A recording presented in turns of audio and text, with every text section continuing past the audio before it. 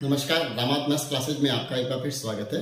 सबसे पहले तो तृतीय श्रेणी अध्यापक भर्ती परीक्षा में सफल होने वाले सभी अभ्यर्थियों को रामावत मैथ्स क्लासेज की तरफ से हार्दिक शुभकामनाएं और उनके उज्जवल भविष्य की कामना।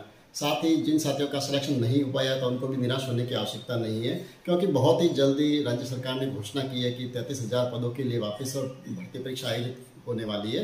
तो हम अभी निराश नहीं होना है हमें, क्योंकि कई बार ऐसे होती है हमारी कोशिशें जो है हमें सफलता की ओर नहीं ले जाती है, कुछ उसमें कमियां रह जाती है। तो हमें भगवान बार बार मौके भी देती है कि हम उन मौक़ों को भुनाने का एक अवसर हमें और मिलने वाला है। तो आप कहीं भी निराश नहीं हो और एक बार पुनः अपनी तैयारी में लग जाए कि अगली बार अपना चयन जरूर होगा। साथ ही जो साथियों का चयन हुआ है उन्होंने SMS के द्वारा मुझे मैसेज भी किए और इस चैनल का धन्यवाद भी किया है कि इस चैनल के द्वारा उन्हें काफ़ी अच्छा मार्गदर्शन मिला है। तो मैं इसी आशा के साथ ही चैनल शुरू किया था और मेरा हमेशा लक्ष्य भी यही रहता है कि इससे बच्चों को बेनिफिट मिले और उसी की अपेक्षा पर मैं खरा उतरने की कोशिश करता हूँ हमेशा ही। और आगे भी इस यही अपेक्षा रहेगी कि इस चैनल पर जो भी आपको वीडियो उपलब्ध होंगे, जो भी आपको मटेरियल मिलेगा वो आपके परीक्षा के लिए बहुत ही उपयोगी होगा।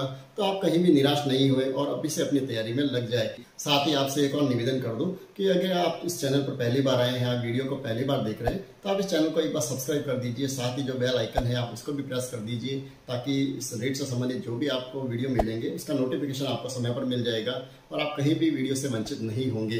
साथ ही एक और निवेदन ये रहेगा कि आपके ही साथी ऐसे बहुत से हैं जो इस बार हो सकता है कि आपकी ही तरह वंचित रह गए हो परीक्षा से, या कुछ ऐसे साथी भी हैं जो पहली बार इस परीक्षा को देने के लिए तैयार हुए हैं। तो उनको भी ये वीडियो उपलब्ध हो सके तो आप, अगर आपको वीडियो अच्छा लगे तो आप लाइक जरूर करें और साथ ही अपने साथियों के साथ शेयर भी करें ताकि उनको भी बेनिफिट मिल सके। नए जो साथी है उनको मैं बता दूं कि इस चैनल पर आपको कहीं भी अनावश्यक बातचीत कहीं दिखाई नहीं देगी। हम केवल टॉपिक पर पॉइंट टू पॉइंट ही बात करेंगे। बहुत ही संक्षिप्त में हर चीज़ को समझाने की पूरी कोशिश करूंगा इसे। तो आपसे ये निवेदन हमेशा रहेगा कि आप जब भी वीडियो देखें तो अपने साथ में कॉपी और पेन लेकर जरूर बैठे, क्योंकि आपको बहुत सी चीज़ें ऐसे लगेगी जो आपको शायद नोट करनी चाहिए, क्योंकि हर चीज़ तो हमारे जहन में हमेशा के लिए सही रूप से नहीं रह सकती। कुछ तो ऐसा होगा जिन्हें हमें बार बार रिपीट करना पड़ता है। तो जब वो लिखा हुआ होगा तो वह हमारे उसको हम जल्दी से रिपीट कर पाएंगे। जब भी आपको याद हो तो उसको हम टटोल कर देख सकते हैं कि हमें कौन सी चीज़ ऐसी है जो हमें मिस हो गई है। तो आशा करूंगा ये वीडियो भी आपके लिए उतना ही उपयोगी होगा जितने पुराने वीडियो आपके लिए उपयोगी हुए। हाँ, साथ ये भी कह दूं कि आप पुरानी वीडियो को भी जरूर देखें, क्योंकि ऐसा कुछ भी नहीं है कि ये हमारे लिए पुरानी वीडियो कोई उपयोगी नहीं है, उसमें भी आपको बहुत कुछ सीखने को मिलेगा। तो चलिए हम बिना समय गवाए आज का वीडियो शुरू करते हैं।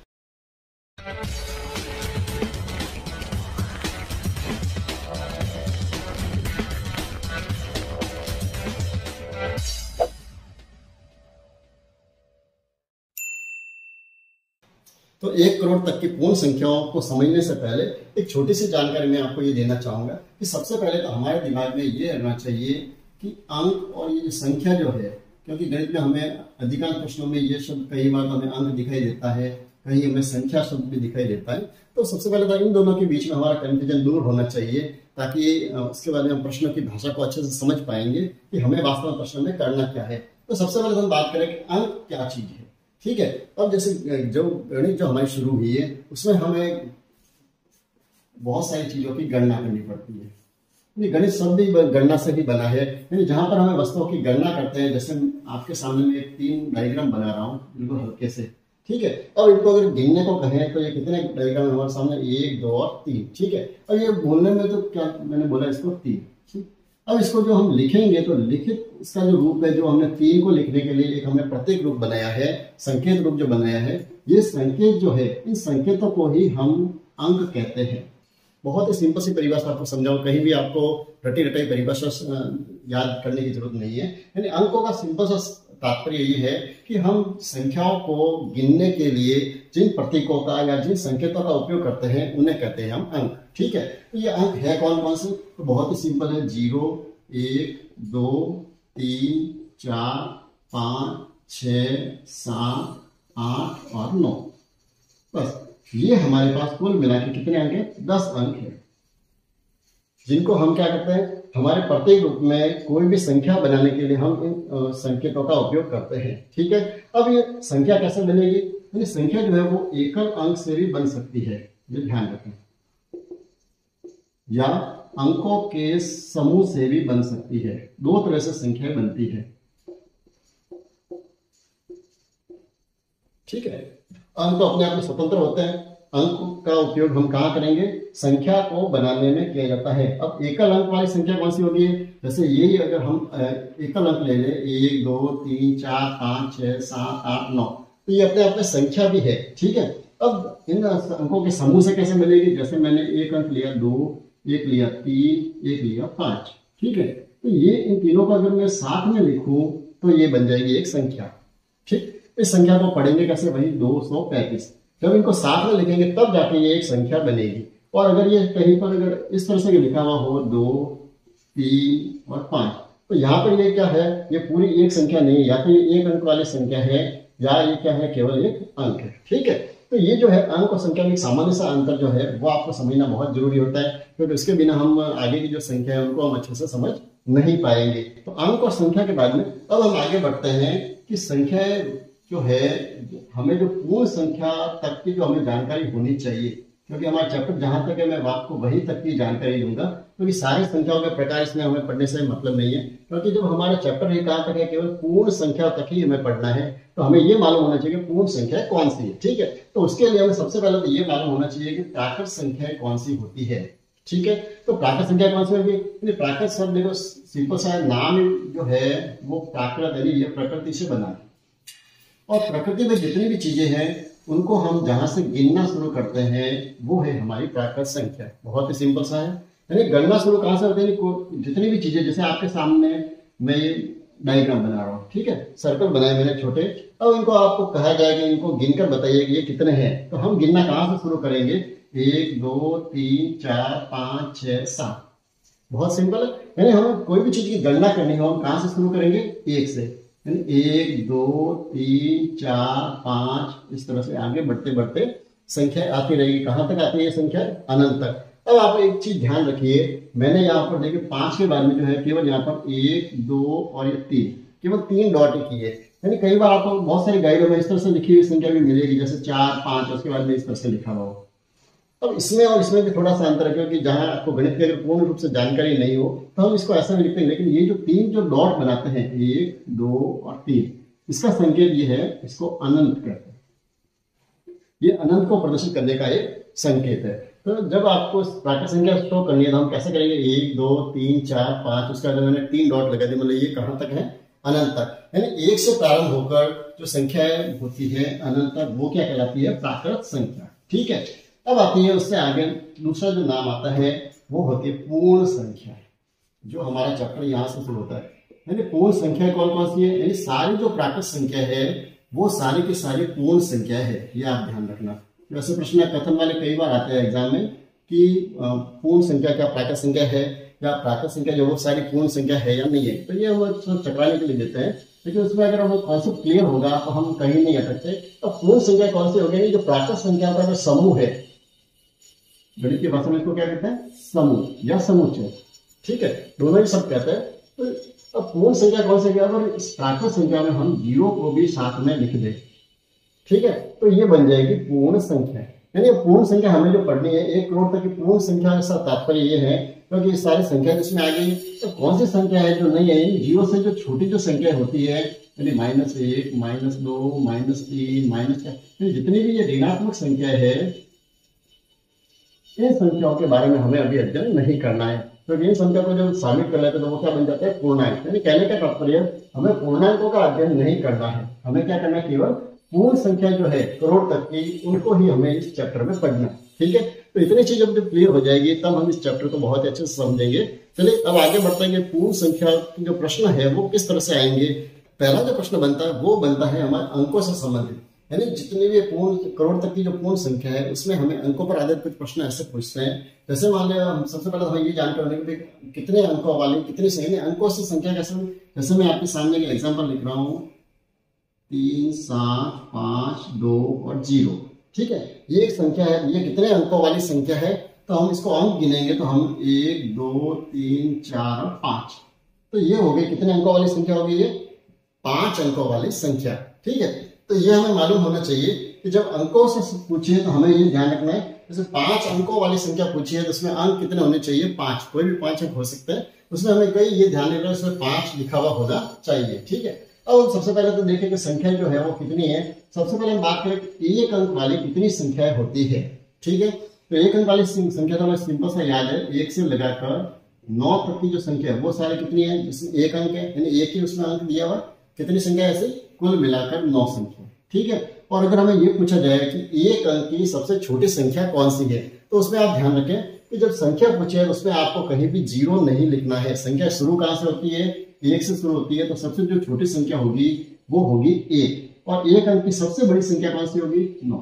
ये तो बहुत सिंपल सा है, क्योंकि ये टेबल बनाने से हमें क्या फायदा होगा कि हम ऐसे जो प्रैक्टिस जब करेंगे बुक में, तो आपको फिर भविष्य में कभी दिक्कत नहीं आएगी कि अंकों में हम कहीं कंफ्यूजन नहीं होंगे कि कितने अंकों वाली संख्या है, या सबसे बड़ी संख्या कौन सी है, या उसकी सबसे छोटी संख्या कौन सी बनेगी, ठीक है। अब बात करें 2 अंकों की बात करें, तो 2 अंकों वाली संख्या कौन कौन सी होती है, एक से जो शुरू करें 9 तक तो सारे कितने हैं, एक अंक वाली संख्या। अब 2 अंक कहां से शुरू होते हैं, 10 से, जिसमें 1 और 0, ये कितने अंक हो गए, 2 अंक। इस 10 से लगाकर जब हम काउंटिंग शुरू करते हैं तो 99 तक, क्योंकि 100 होते कितने अंक हो जाएंगे, 3 अंक, तो 99 तक की जो संख्या है वो सारे कितने अंकों वाली है, 2 अंकों वाली। अब 2 अंकों वाली कितनी संख्या है, 99 में इसमें अपन 9 ये कम कर दो, यानी पीछे बची है 90 संख्या। कितनी संख्या, 90 संख्या। अब वही प्रश्न, अगर 2 अंकों वाली सबसे छोटी संख्या पूछी जाए तो कौन सी है, 10, और सबसे बड़ी से बड़ी संख्या कौन सी हो जाएगी, 99, ठीक है। इसी तरह से अपन आगे चले तो 3 अंकों वाली संख्या जो है तो वो शुरू कहां से होगी, 99 के बाद 100 से, और सबसे बड़ी संख्या कौन सी होगी, सबसे बड़ी 999, क्योंकि 1000 होते ही वो कितने अंक हो जाएंगे, 4 अंक। तो इसमें कुल मिला के कितनी संख्या होगी, तो 999 में से ये जो है कितनी संख्या, देखो 90 संख्या ये और 9 संख्या ये हम कम कर देंगे तो पीछे बचेगी कितनी संख्या बच गई, 900 संख्या। कितनी संख्या बच गई, 900 संख्या। अब सबसे छोटी संख्या कौन सी होगी 3 अंकों की, तो 100, यानी 100 तो जो होगी वो होगी सबसे छोटी संख्या, और सबसे बड़ी संख्या जो होगी वो हो जाएगी 999, ठीक है। यानी इस तरह की जब टेबल अपन बना लेंगे, आप 2 या 3 अंकों तक की जब टेबल हम बना लेंगे, तो उसके बाद में आपको आगे वाले सारे अंकों की जो संख्या है, या चाहे कुल कितनी संख्या होगी, या सबसे छोटी संख्या कौन सी होगी, सबसे बड़ी संख्या कौन सी होगी, इसकी गणना हम बहुत ही जल्दी कर सकते हैं। देखिए जैसे एग्जांपल के अगर मैं 4 अंकों का पूछे तो मुझे सिंपल सा क्या करना है, 999 की जगह कहां से शुरू होगी संख्या, 1000 से, और कहां खत्म होगी, 9 का एक अंक बढ़ रहा है, 9 कितनी बार आ जाएगा, 4 बार। यानी हम संख्या बहुत ही जल्दी इसके बाद में आप बिना सोचे समझे लिख सकते हैं। जैसे ये 9 संख्या है, 90 संख्या है, ये 900 संख्या है, अब ये कितनी संख्या होगी कुल मिलाकर, 9000 संख्या है, ठीक है। इसी तरह सबसे छोटी संख्या कौन सी होगी, 1000, और सबसे बड़ी संख्या कौन सी होगी, 9999। यानी कहने का तात्पर्य कि आप जब भी हमें, अब सामान्य से आपको दिमाग में यह आ गया होगा कि जब हमें सबसे छोटी संख्या लिखनी है जितने अंकों की, तो उसमें हम क्या करेंगे, एक के बाद में हम उतने शून्य लगा देंगे जितनी बड़ी संख्या हमें पूछी है, ठीक है। और जैसे मैंने एग्जांपल लेकर दिया, कितने अंकों की संख्या हो जाएगी, 1 2 3 4 5 6 7, यानी ये 7 अंकों की सबसे छोटी संख्या हो गई, ठीक है। अगर हमें ये इसका विपरीत पूछे कि 7 में सबसे बड़ी संख्या बताइए, तो बड़ी संख्या के लिए तो बिल्कुल सिंपल सा है कि हमें 9 कितनी बार लिखना है, 7 बार। तो 7 बार लिखते ही हमारे सामने सबसे बड़ी संख्या आ जाएगी। यानी जब ये हमारे कॉन्सेप्ट जब क्लियर होंगे, तब हमें कहीं भी इनको रखने की आवश्यकता नहीं पड़ेगी, याद करने की आवश्यकता आपको नहीं पड़ेगी। अब जब छोटी संख्या पूछे तो भी अपन निकाल सकते हैं, सबसे बड़ी संख्या पूछे तो भी हम याद कर सकते हैं, और कुल कितनी संख्या होगी तो वो भी आप सीधे कैलकुलेशन कर सकते हैं। 1 अंक वाली है तो 9 संख्या होगी, 2 अंकों वाली है तो उसके पीछे आप 0 लगा दीजिए। अब जैसे अगर सीधा आपको पूछा जाए कि 8 अंकों वाली कुल कितनी संख्या होती है, ठीक है, अब वहां आपको इतना काउंटिंग करने की जरूरत नहीं कि कहां से शुरू होती है कहां पे खत्म होती है। हम सीधा ये देखेंगे, जैसे 4 अंकों वाली संख्या थी, इसमें कितने 1 2 3 और 4, तो 8 अंकों वाली संख्या में कितने अंक होंगे, 1 2 3 4 5 6 7 और ये आगे 9, इतनी संख्या हो जाएगी 8 अंकों वाली कुल संख्या। यानी एक सारणी बनाना तो मेरा उद्देश्य ये नहीं है आपको याद करवाना, मेरा हमेशा टारगेट यही रहता है कि हम हर चीज को बहुत ही बेसिक तरीके से सीखें। सीखने के बाद फिर आपको हर प्रश्न आपको आसान लगेगा, कितने ही प्रश्न की भाषा को घुमा देंगे, आपको कहीं भी चकराने की जरूरत नहीं पड़ेगी। तो आप चैनल के साथ बने रहिए, आपको जो भी अच्छा लगे उसे मैं हमेशा कहता हूँ आप उसको नोट जरूर करें। ठीक, आगे बढ़ते हैं। और अंकों से संबंधित कुछ ऐसे जो प्रश्न है जो आपके एग्जाम में कई कॉम्पिटिशन एग्जाम में कई बार आते हैं, तो ये हम छोटा सा जैसे हम 1 से लगाकर 100 तक की संख्या की इसमें बात करें, तो एक छोटा सा प्रश्न ये आ सकता है कि 1 से लगाकर 100 तक की जो संख्या है उसमें कुल मिलाकर अंकों की संख्या कितनी होती है, यानी कितने अंक है। यानी अभी हमने जो देखे थे 1 से लगाकर 9 तक कितने एक अंक वाली कितनी संख्या थी, कुल 9। उसके बाद में 2 अंकों वाली कितनी संख्या है, 10 से लगाकर 99 तक कितनी संख्या है, 90 संख्या। और उसके बाद में 3 अंकों वाली कितनी संख्या है इसमें, 1। ठीक है, ये तो थी संख्या है, क्या थी, ये तो हम बात करें संख्याओं की कि अगर हमें संख्या पूछी जाए कि 1 अंक वाली कितनी संख्या है तो 9 संख्या है, 2 अंक वाली कितनी संख्या है 90, और 3 अंकों वाली कितनी संख्या है 1। ठीक है, लेकिन यहाँ पर मैंने जो प्रश्न पूछा आपको वो ये पूछा है कि कुल अंकों की संख्या बतानी, यानी कुल मिलाकर उसमें कितने अंकों का उपयोग हो रहा है। तो 1 अंक वाली कितनी 9 संख्या, मतलब उसमें कितने अंक होंगे, 9 अंक होंगे।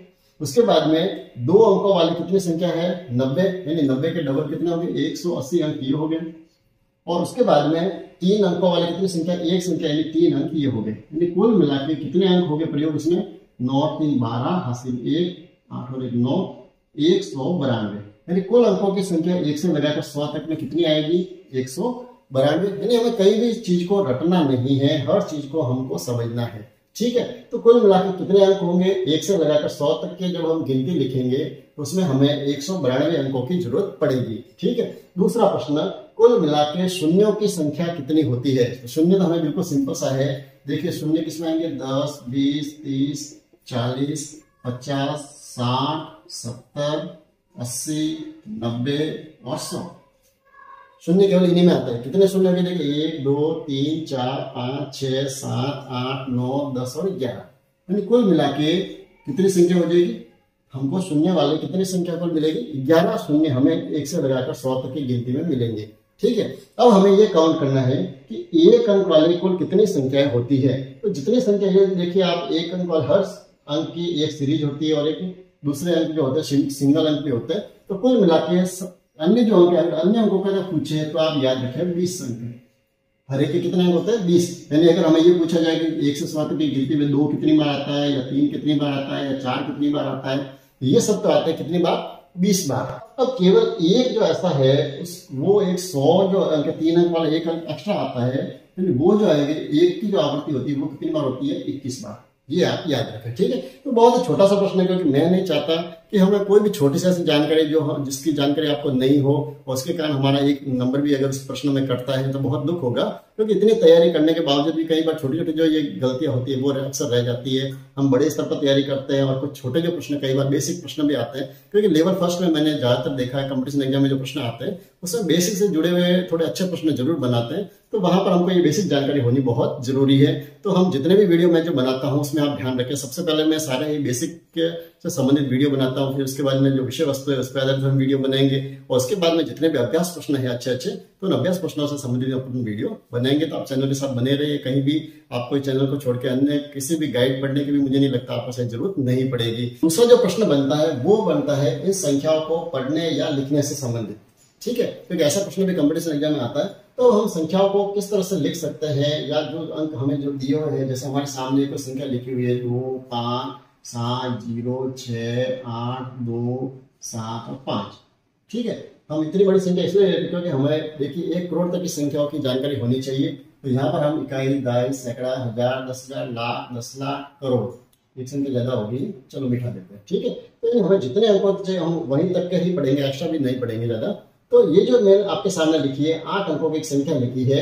तो 8 अंकों की जो संख्या है, इस संख्या को जैसे हमें पढ़ना है तो पढ़ने के 2 तरीके हो सकते हैं। हमारे जो प्रश्न आ सकते हैं, एक तो ये आ सकता है कि इसे भारतीय संख्यांकन पद्धति में बताइए पढ़कर, या दूसरा हो सकता है कि यही प्रश्न आ जाए अंतरराष्ट्रीय संख्या पद्धति में इसे किस तरह से पढ़ते हैं, ये भी हो सकता है। क्योंकि जो चैप्टर जो दिया हुआ उसमें केवल यही लिखा हुआ है 1 करोड़ तक की पूर्ण संख्या के बारे में हमें जानकारी होनी चाहिए। तो उसको पढ़ना और लिखना है तो हमें दोनों ही तरीकों से आना चाहिए। भारतीय संख्या पद्धति में उसको किस तरह से पढ़ते हैं और अंतरराष्ट्रीय संख्यांकन पद्धति में उसको किस तरह से पढ़ते हैं। तो भारतीय संख्या पद्धति से तो लगभग आप सारे ही वाकिफ है, जिसमें हमें क्या करना पड़ता है, सारे जो संख्या है उसको पढ़ना हम कहाँ से शुरू करेंगे, उसको इकाई के अंक से, पीछे वाला जो अंक ये इकाई का अंक है, इकाई, फिर क्या होता है दहाई, उसके बाद में सैकड़ा, सैकड़ा के बाद हजार, फिर 10,000, उसके बाद में लाख, उसके बाद में 10 लाख और उसके बाद में करोड़। ठीक है, 8 अंकों की जो संख्या होगी तो उनको पढ़ने का क्रम यही रहेगा, इकाई, दहाई, सैकड़ा, हजार, 10,000, लाख, 10 लाख और करोड़। इसको मैं ज्यादा विस्तार में इसलिए नहीं ले रहा हूँ क्योंकि ये जो सारी जो चीजें हैं ये हम कक्षा 3rd या 4th से पढ़ते आ रहे हैं, तो ज्यादा विस्तार से लेने की जरूरत भी नहीं है, क्योंकि मुझे पता है आपके लिए समय की बहुत कीमत है और अनावश्यक वीडियो को लंबा करना मेरा उद्देश्य नहीं रहता है। क्यों इसको 100 रुपये अपन एक बार ले लेते हैं। जब भी संख्या को पढ़ना हो तो सबसे पहला तरीका क्या होगा, जो इकाई, दाई और जो सैकड़ा है इन तीनों को हमेशा साथ में पढ़ा जाता है। ठीक है, उसके बाद में 1000 और 10,000 के अंकों को एक साथ पढ़ा जाता है। उसके बाद में लाख और 10 लाख इन अंकों को साथ में पढ़ा जाता है और उसके आगे इसी तरह से करोड़ और 10 करोड़ अगर है तो उनको हमें साथ में पढ़ना है। ठीक है, तो इनको पढ़ने का तरीका क्या होगा, जब भी ऐसी संख्या लिखी हुई आए आपको कहीं भी कंफ्यूजन होने की जरूरत नहीं है। आप सिंपल सा इनको आप इसका सबको पृथक्करण कर दीजिए। इकाई, दाई, सैकड़ा को सबसे पहले अलग कर दीजिए, उसके बाद में 1000, 10,000 इसको अलग कर दीजिए, फिर लाख, 10 लाख इसको अलग कर दिया, फिर करोड़। ये करने से हमें क्या होगा, पढ़ने में बहुत आसानी होगी। यानी हमें ये मालूम जैसे सिंपल सा है, ये तो कितने हैं 275, इसको आसानी से पढ़ सकते हैं। उसके बाद में ये कौन सा पद होता है, 1000 का, ये है लाख और ये क्या है करोड़। यानी इसको सिंपल सा पढ़ना है तो क्या पढ़ेगा, 5,70,68,275। ठीक है, तो पढ़ने में बहुत आसान होती है। ज्यादा जो दिक्कत होती है हमें वो होती है हमें संख्याओं को लिखने में। ठीक है, अब संख्याओं को लिखने में दिक्कत क्यों होती है, उसका कारण ये है कि हम सिर्फ संख्या को जब भी हमें लिखने को कहा जाए तो हम संख्या को डायरेक्टली लिखना शुरू कर देते हैं, तो वहां हमारे चूकने की संभावना रहती है। वैसे एग्जाम्पल के लिए मैं आपके प्रश्न आपके सामने लिख रहा हूं।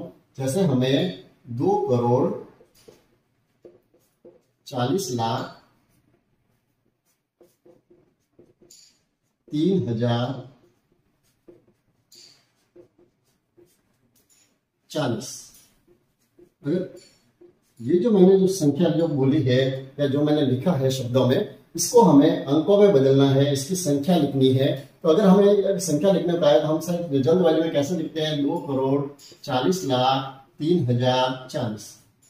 ये हमारा तरीका अधिकांश रहता है बच्चों का। तो यही तरीका जो है ये हमें अक्सर गलतियां करवाता है, क्योंकि हमें क्या होती है, हम पूरे इसमें स्थानीय मान की समझ पूरी नहीं रखते हैं।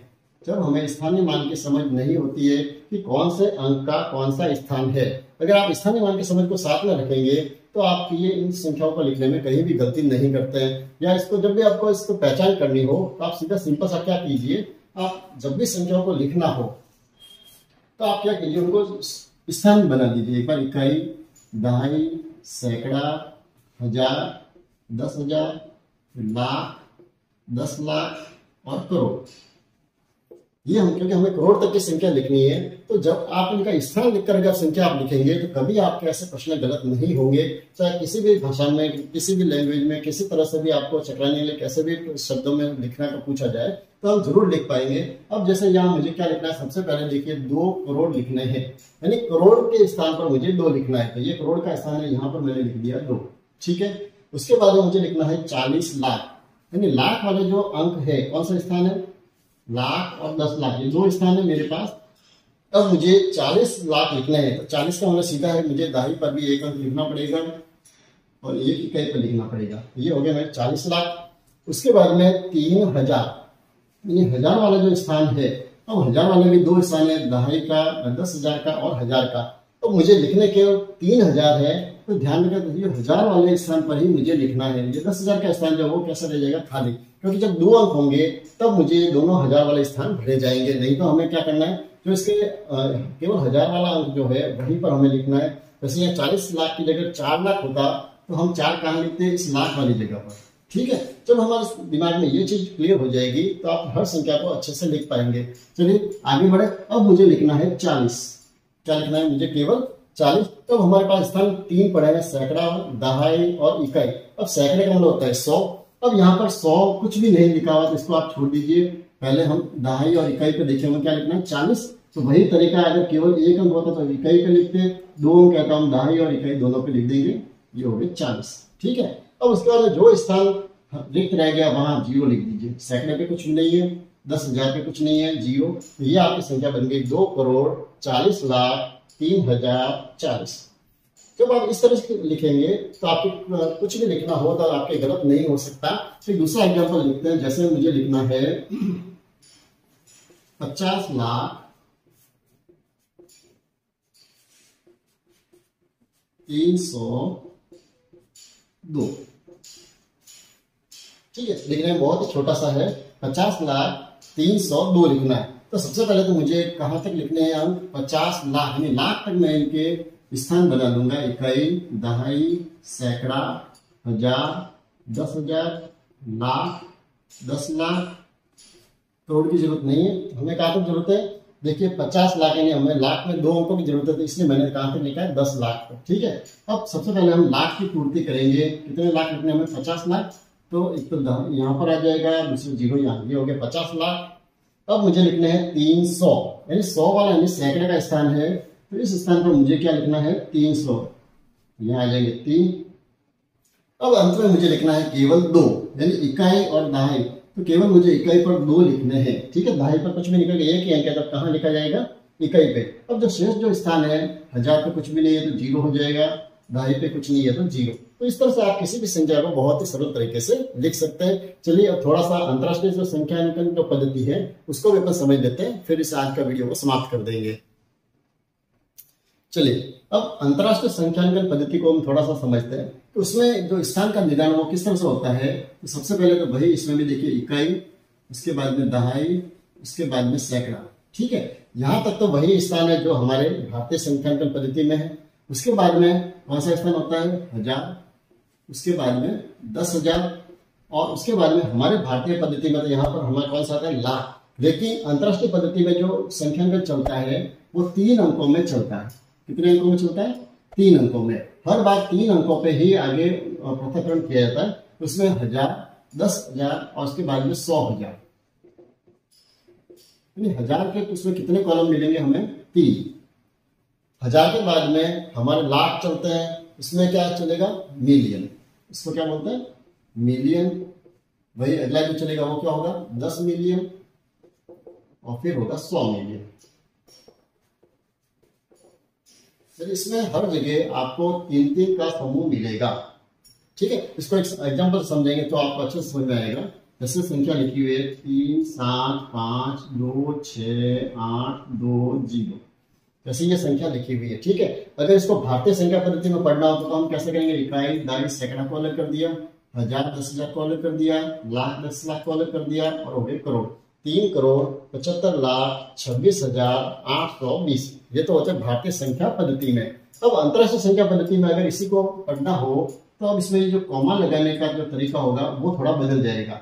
अब इसमें क्या होगा, इकाई, दहाई, सैकड़ा इनको अलग करते हैं, फिर 1000, 10,000, 100,000 इनको अलग करते हैं, फिर ये मिलियन, फिर 10 मिलियन और 100 मिलियन आगे होता तो 100 मिलियन वाला हो जाता। ठीक है, अब इसको पढ़ने का तरीका क्या होगा, वही तरीका, इनको तो वैसे पढ़ेंगे, कितना है ये 820। उसके बाद में ये जो पूरा कॉलम है ये है हजार का, और ये जो कॉलम वो है मिलियन का। ठीक है, तो अब इसको पढ़ना हो तो कैसे पढ़ेंगे, 37 मिलियन। अब हजार में कितने अंक है, 3 अंक है, तो पहले 3 अंकों को आपको पहले पढ़ना पड़ेगा। 3 अंक कितने हैं ये, 526। तो इसको अपन पढ़ेंगे 526,000, फिर होगा 820। ठीक है, यानी मिलियन वाली जो संख्या है इससे अगर बड़ी संख्या जैसे होती 3, 7, 0, 0, 2, 8, 3, 7 और 5, जैसे ये 9 अंकों वाली संख्या होती तो हम इसको कैसे पढ़ते हैं, इकाई, दहाई, सैकड़ा 3 को अलग करते हैं, इन 3 को अलग करते हैं, फिर ये 3 अलग हो जाते हैं। तो कौन सा होता है, ये तो वही इकाई, दहाई, सैकड़ा, ये हो जाते हैं हजार, ये हो जाते हैं मिलियन। तो कितने मिलियन होते हैं ये, 370 मिलियन 28,375। ठीक है, यानी थोड़ा सा अंतर है दोनों ही तरीकों में। दोनों तरीकों को आप अच्छे से नोट कर लीजिए ताकि जो प्रश्न जो इसमें आएंगे उसमें आपको कहीं भी दिक्कत नहीं आएगी कि इनको हम कैसे कर सकते हैं। ठीक है, अब एक छोटा सा प्रश्न संख्या पद्धति से मुझे दिमाग में आ रहा है, वो कई बार छोटा सा प्रश्न आता है, जैसे अंकों के इकाई का अंक जो है वो आपको ज्ञात करने के लिए पूछा जाता है। तो आप छोटी सी जानकारी एक और शेयर कर लेते हैं फिर, क्योंकि वीडियो बड़ा बन जाएगा। तो उसके बाद में फिर हम इस चैप्टर को इतनी से कर देंगे, फिर अगले चैप्टर की तरफ बढ़ेंगे। तो मैं जो कह रहा था कि इकाई का अंक ज्ञात करने के हमारे कई बार प्रश्न आते हैं। जैसे एक प्रश्न ऐसे आ जाए 276 है, उसकी घात कुछ ज्यादा ही लिख दे, जैसे 375। अब इसमें यह पूछा जाए कि इसमें इकाई का अंक क्या होगा, अगर इसका मान ज्ञात करें तो इकाई का अंक क्या होगा। ऐसे प्रश्न भी हमें कई बार संख्याओं में देखने को मिलते हैं, तो इसको भी जो है समझना बहुत जरूरी है, क्योंकि अब इस संख्या को अपन 375 बार लिखकर गुणा तो नहीं कर सकते। तो इसके लिए जो आपको जो समझना होगी, इसकी समझ जो बनानी होगी, वो हम ये बनाएंगे। सबसे पहले तो सिंगल वाले अकेले जो प्रश्न आते हैं जो घात वाले, उन प्रश्नों में आप ये ध्यान रखें। उसमें तो अगर आपके कहीं पर भी इकाई का अंक 0 लिखा हुआ हो, 1 लिखा हुआ हो, 5 लिखा हुआ हो या 6 लिखा हो, ठीक है, 4 अंक जो है, जो अगर इकाई के अंक अगर दिए हुए हैं किसी भी संख्या के, और उसके ऊपर चाहे घात कोई भी दी हुई हो, उससे हमें कोई मतलब नहीं, कितनी भी घात हो सकती है। लेकिन ये जो संख्या जो 4 जो अंक है, ये अगर इकाई के अंक पे अगर दिए हुए हो, तो आप इसको चाहे कितनी ही बार गुणा कर दो, जैसे 0 की घात चाहे कितनी भी होगी अगर संख्या, तो उसका आंसर हमेशा क्या आएगा, इकाई का अंक तो उसका 0 ही आएगा। इसी तरह से अगर 1 है अगर इकाई के अंक पे, तो वो संख्या का हम जो गुणा करेंगे तो लास्ट में इकाई का जो अंक आएगा वो तो कितना आएगा, हमेशा 1 ही आएगा। या इसी तरह से जब 5 है, तो आप कितनी बार उसको गुणा कर लो, उसके इकाई के अंक पर कौन सी संख्या आएगी, 5। और इसी तरह से 6 जो है, 6 को भी आप चाहे कितनी बार गुणा करोगे तो उसका इकाई का अंक हमेशा क्या होगा, 6। तो आप ये 4 तो ये नोट कर लीजिए कि अगर अकेला वो प्रश्न अगर आया है, अगर अकेली संख्या पूछी है, उसमें इकाई का अगर पूछा है, तो आप सीधा लिख लीजिए कि 6 इकाई का अंक, तो उसका इकाई का हमेशा क्या होगा, 6 होगा।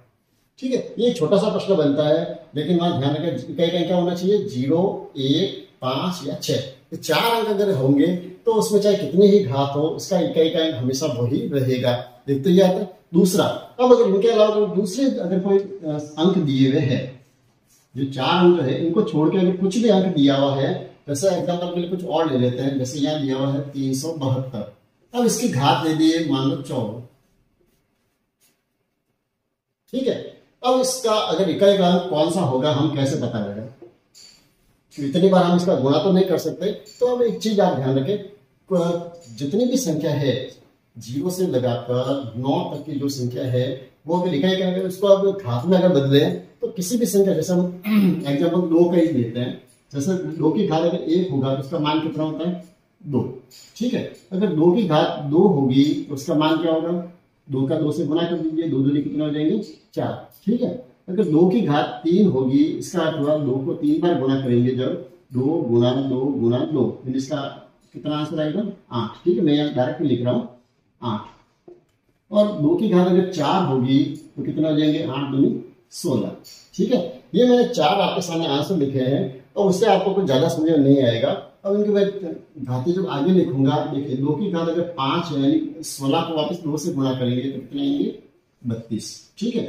अगर 2 की घात 6 हो तो 32 में कितने हो जाएंगे, 64। 2 की घात अगर 7 होती तो कितना हो जाएंगे, 64 के डबल कितना हो जाएंगे, 128। और 2 की घात अगर 8 होती तो 128 के डबल हो जाएंगे, 256, ठीक है।